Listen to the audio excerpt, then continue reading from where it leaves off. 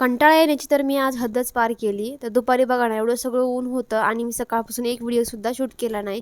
Direct संध्याकाळी स्वयंपाकाचाच video shoot केला आणि मस्तपैकी जेवणामध्ये सकाळचा बराच स्वयंपाक राहिलेला होता, म्हणूनच मी हिरव्या मिरचीतलं बेसन आणि भाकरी केल्या होत्या. आज मी व्हिडिओ शूट करायचा सुद्धा जास्त कंटाळा केला. एक क्लिपसुद्धा साधी घेतली नव्हती.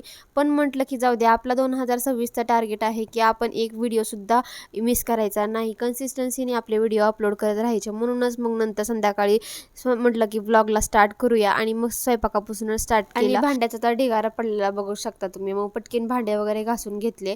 म्हटलं होतं की स्वयंपाक झाल्यानंतर थोडंसं हवेला जाऊन बसावं म्हणून गेट समोर येऊन बसले होते, पण हवेचा आत्ता ना पत्ता थोडा सुद्धा हवा मला तर आलेली नाही. आणि उन्हाळ्यात असंच होतं, आपण ज्यावेळेस हवेची अपेक्षा करतो त्यावेळेस थोडी सुद्धा हवा आपल्याजवळ येत नाही. तशी तर भांडी झालेली होती माझी, पण नंतर मला आणखीन देवांशला खाऊ घालायचं होतं आणि बरीच कामं राहिलेली होती.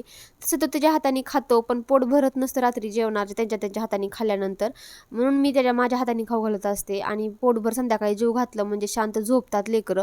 आणि संध्याकाळ झाली की माझं एकच असतं की सगळ्या खिडक्या ओपन करायच्या, कारण स्लॅब जास्त दिवसभर गरम झालेला असतो आणि रात्री एवढी जास्त गरमी होते या रूममध्ये, म्हणून मी पहिल्यांदा खिडक्या ओपन करत असते आणि दोन्ही फॅन चालू करत असते.